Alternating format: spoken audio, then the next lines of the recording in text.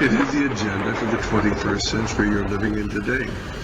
For a brave new world where everything that you cherished and held true will no longer exist. First pictures have been published of a new Russian intercontinental ballistic missile. Russian state media says the Satan II, as it's called, could actually wipe out an area the size of Texas or France. The UN believes these amount to war crimes. The bombardment of Aleppo by the Syrian Air Force, and in the last year, their Russian allies have added their massive firepower. One estimate suggests Russia has been responsible for the deaths of over 2,700 civilians in that one-year period. Here in Geneva, Syria tops the agenda at the seat of the UN Human Rights Council. Elections for the council are taking place this week, and Russia wants to keep its place on it. It's up to each and every nation and each ally to decide, and it's not for it's a decision which has been taken by individual allies, whether they provide fueling and supplies to Russian ships. But this time I have conveyed a very clear message that we are concerned about the potential use of this carrier group to increase attacks against Aleppo. We are now in the second week of a major onslaught to get rid of ISIS in Mosul, Iraq's second city. U.S. Defense Secretary Ash Carter in Paris today to meet with 12 defense ministers from countries involved in the coalition fighting of the terror group. At the top of the agenda is preparing for Mosul's fall and what comes next.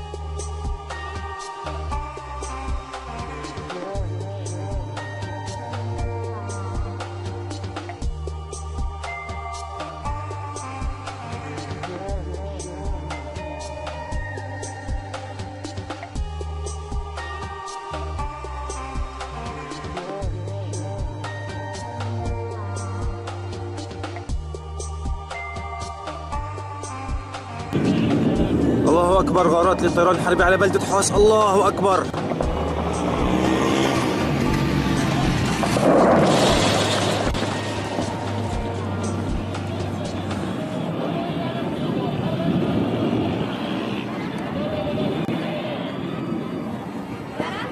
About 90 Islamic State-held villages and towns around Mosul have been retaken by the Iraqi coalition forces since the offensive began a week ago. Turkey is itching for a fight. That nation desperately wants to be part of the action in defeating ISIS and in filling the power vacuum left behind in Iraq. Villagers bury the dead in the remote Afghan province of Ghor, the apparent victims of a kidnapping and execution that officials blame on the so-called Islamic State. According to police, up to 30 civilians, most of them shepherds, were shot dead in a revenge attack after the killing of an ISIL commander. The bodies were found on Wednesday morning following a militant attack on villages near the provincial capital of Ferozkoh. One relative of a victim called on the government to act to stop terrorists from killing his people. Anticipation is running high in Damascus as government officials here in the capital continue to calculate how the outcome of the battle in Mosul will impact war in Syria. Tribal leaders in Iraq told reporters that ISIL jihadists have already begun crossing the borders from Iraq into Syria. A source in the Syrian army's military intelligence tells CCTV that his agency expects as many as 9,000 fighters to cross from Iraq into Syria. Somalia's Al-Shabaab militant group has conducted a series of attacks in Kenya and Somalia. Attackers blew up parts of a hotel in Mandera, northeastern Kenya, on Tuesday. Al-Shabaab militants claimed responsibility, saying the gunman targeted non-Muslims. 12 people were killed in the attack. 11 of the 12 bodies have been flown to Nairobi. In Somalia, an African Union military base was attacked after a suicide bomber in a car blew himself up. I think the notion of getting the North Koreans to denuclearize is probably a lost cause. They are not going to do that. That is their ticket to survival. And I got a good taste of that when I was there, about how the world looks from their vantage. And they are under siege and they are very paranoid. So the notion of giving up their nuclear capability, whatever it is a non-starter with them. Look at that. That is the crowd at the Hillary event. I mean, for what? They say a few dozen people showed up to the rally. It included reporters and operatives. Truly a sad photograph that the Clinton camp would never allow to be circulated, because it does. It shows the truth of Hillary's support in Florida. It doesn't exist. So don't believe the hype that the liberal media is out there trying to trump up and inflate this phony support. It just doesn't exist. Okay? Now take a look in stark contrast here. This is an event across town. Okay? That's Trump. That's a Trump rally. Okay, 20,000 people showed up for this rally. Okay? So, I mean, go back to this. Trump, Clinton. Trump, Clinton. Trump, Clinton. Stronger together, right? Our leaders are stupid people. They're stupid people. Telling you. Obama, all this guy does is campaign for Hillary, who we can't stand. She has no plan for Syria. And look, with her, what we should do is focus on ISIS. We should not be focusing on Syria. Well, you'll end up with her plan. You'll end up in World War III with Syria. You're gonna end up, Steve. You're gonna end up in World War III over Syria if we listen to Hillary Clinton. She's incompetent. Well, I thought it was so important to stand up and to say what we all believe. We are a better country.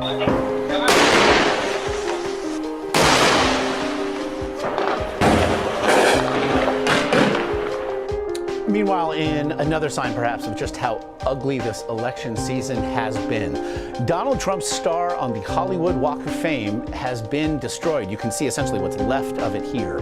Deadline reports a man dressed as a construction worker vandalized the star in the early morning hours in Los Angeles.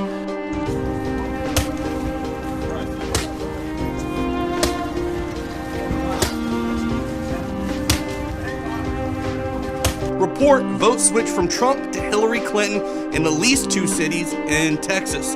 Residents of at least 2 cities in Texas are complaining that they voted for Donald Trump and it switched over. Right now, millions of Americans who get their health insurance through Obamacare are wondering what they're going to do. Huge premium spikes, an average of about 25%, but much higher in some places, will go into effect next year.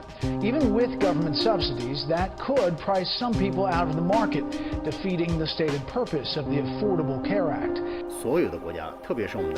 We hope all countries, especially our neighbors, can build healthy and cooperative relations with each other.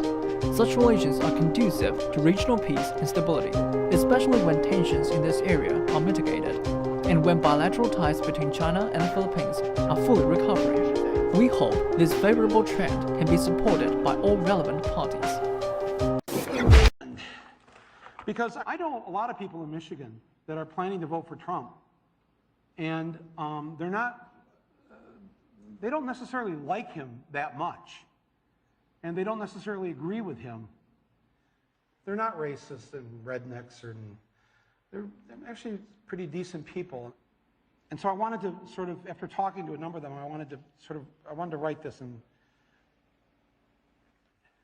Donald Trump came to the Detroit Economic Club and stood there in front of the Ford Motor executives and said, if you close these factories as you're planning to do in Detroit and build them in Mexico, I'm going to put a 35% tariff on those cars when you send them back, and nobody's going to buy them. It was an amazing thing to see. No politician, Republican or Democrat, had ever said anything like that to these executives. And it was music to the ears of people in Michigan and Ohio and Pennsylvania and Wisconsin, the Brexit states. You live here in Ohio, you know what I'm talking about. Whether Trump means it or not is kind of irrelevant because he's saying the things to people who are hurting. And it's why every beaten down, nameless, forgotten working stiff who used to be part of what was called the middle class loves Trump. He is the human Molotov cocktail that they've been waiting for. The human hand grenade that they can legally throw into the system that stole their lives from them. And on November 8th, Election Day, although they lost their jobs, although they've been foreclosed on by the bank, next came the divorce, and now the wife and kids are gone, the car's been repoed, they haven't had a real vacation in years, they're stuck with the shitty Obamacare bronze plan where you can't even get a fucking Percocet. They've essentially lost everything they had, except one thing. The one thing that doesn't cost them a cent and is guaranteed to them by the American Constitution, the right to vote. They might be penniless, they might be homeless, they might be fucked over and fucked up. It doesn't matter because it's equalized on that day. A millionaire has the same number of votes as the person without a job. One. And there's more of the former middle class than there are in the millionaire class. So on November 8th, the dispossessed will walk into the voting booth, be handed a ballot, close the curtain, and take that lever, or felt pen or touchscreen, and put a big fucking X in the box by the name of the man who has threatened to upend and overturn the very system that has ruined their lives. Donald J. Trump. They see that the elites who ruined their lives hate Trump. Corporate America hates Trump. Wall Street hates Trump. The career politicians hate Trump. The media hates Trump after they loved him and created him and now hate him. Thank you, media. The enemy of my enemy is who I'm voting for on November 8th.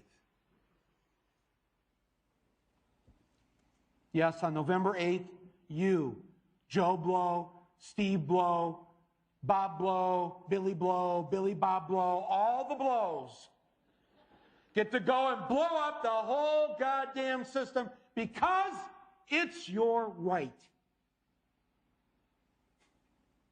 Trump's election is going to be the biggest fuck you ever recorded in human history. And it will feel good. So these are the police body cameras. Yes, these are the Taser Exxon. This is Officer McFadden, the man in charge of getting the body camera program up and running here. They placed them, as you can see here, on a clip like this on your shirt, where the pocket clip is. You press the button in the center twice, very simple operation. You'll hear 2 beeps. That means the camera's now recording. So you'll see video start from inside the car so that the situation is filmed from beginning to end. So the cameras don't stay on for an 8-hour shift? No, cameras are only on per job. Do police officers have to announce that they're recording? We enter someone's house where expectation of privacy is key.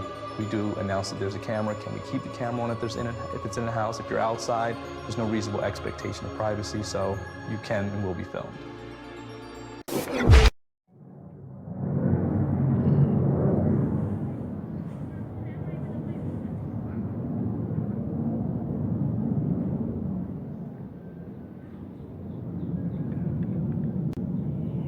I think it was 80 cases. Whoa. What? Whoa. What was that? Did you hear anything?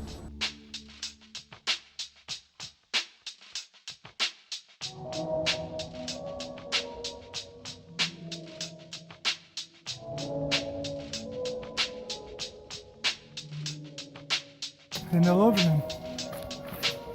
Take a sad photo of me.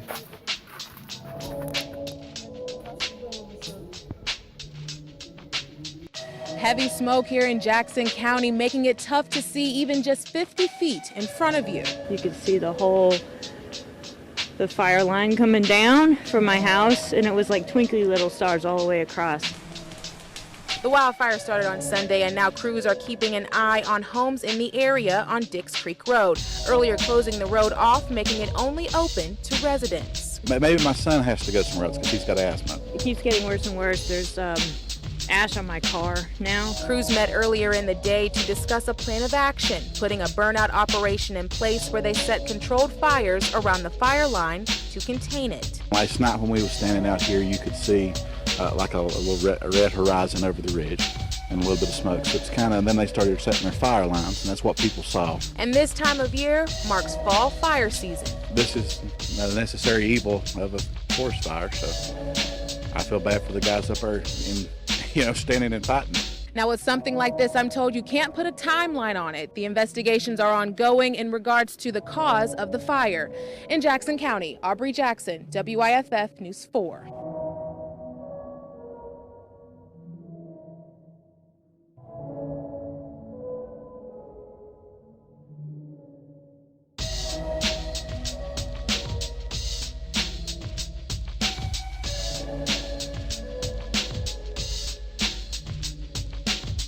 It's an early taste of winter in China's Xinjiang region. A snowstorm is expected to last through the weekend with temperatures dropping below 0 degrees Celsius. Visibility is down to 100 meters in some areas, affecting traffic. And it's also harvest time, prompting some farmers in the western region to reap their crops early.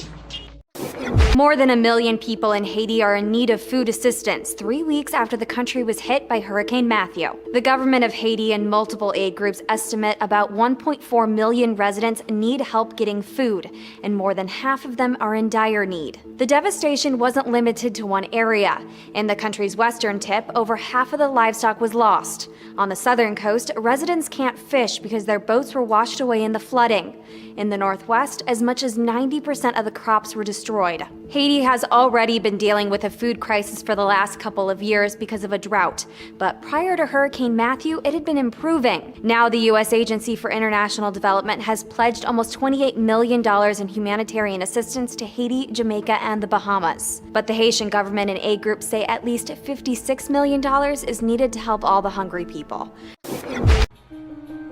Rolling out a recall after last week's historic massive cyber attack. Hackers disrupted some of the world's largest websites, taking control of hundreds of thousands of webcams and connected gadgets to do it, including several devices from Chinese firm Xiaomi Technology. The company tells Reuters it plans to recall up to 10,000 webcams after the breach. Piece by piece, the jungle is coming down. Late on Tuesday, official workers slowly started the process of dismantling the homes of migrants who've already been bussed out of Calais. This will be a long process, but as thousands leave, the pace is picking up. It was a night that belonged to the arsonists, scenes of anarchy and chaos as blazes were lit inside the jungle camp in a dangerous display of defiance. French fire crews and police tried their best to tackle the flames, but the narrow lanes of the shanty town meant there were some they couldn't reach. The refugees were forced to fend for themselves. ISIS now claiming responsibility for a brutal attack on a Pakistani police academy last night. Militants storming into the building with guns and suicide vests, killing at least 59 people and leaving more than 100 injured. Most of them were police cadets and recruits. Police in Ontario have charged 49-year-old Elizabeth Wetlaufer with killing 5 women and 3 men who were patients at retirement homes. They say the murders occurred in the Crescent home in the town of Woodstock and the Meadow Park home in the town of London. A warning this Halloween from an environmental watchdog group. You're really gambling when you're using Halloween makeup. The Breast Cancer Fund recently tested a variety of Halloween makeup kits from across the country, makeup geared toward children. Of the nearly 48 makeup palettes tested, it found at least 1 toxic heavy metal in nearly half of them. In 9 of the palettes, it found lead. There's no safe level of lead even the smallest amount of exposure can have neurological effects, especially in the youngest of our children. New tonight, law enforcement warning about marijuana-laced candy right before you trick-or-treat with your kids, and also right before you vote on the amendment to legalize medical marijuana in our state. Scary thought this morning. Florida Sheriff is warning parents to watch out for marijuana-laced candy. Might end up in your kids' trick-or-treat bags this Halloween. It's scary. ABC Action News anchor James Tully joins us live now in Griswold County. This comes, James, ahead of a very important vote to legalize medical marijuana here in Florida. There's a bank of 7 lights right across the street there that do not come on. Bill Flood has lived in West Chase for nearly 20 years. They keep the grounds up. They have playgrounds for the children, all type of recreation. The area is filled with parks and trails where runners, cyclists, and just about everyone looking to enjoy the Florida weather frequent on a daily basis. But as the day fades tonight, a glaring problem is beginning to worry neighbors. With the configuration of the road here, and it seems that the cars are going a lot faster now than the 30-mile-an-hour speed limit. And there's just an accident is waiting to happen. Scuffles in Venezuela's opposition-led National Assembly as lawmakers debate whether to put President Nicolas Maduro on trial for violating democracy. One of Maduro's allies tells the opposition it doesn't have the courage to go through with it. The opposition says Maduro is undermining the legislature to strengthen his grip on power. But either way, Maduro's socialist government says these hearings are meaningless because it's already declared Congress illegitimate. It's all about the economy.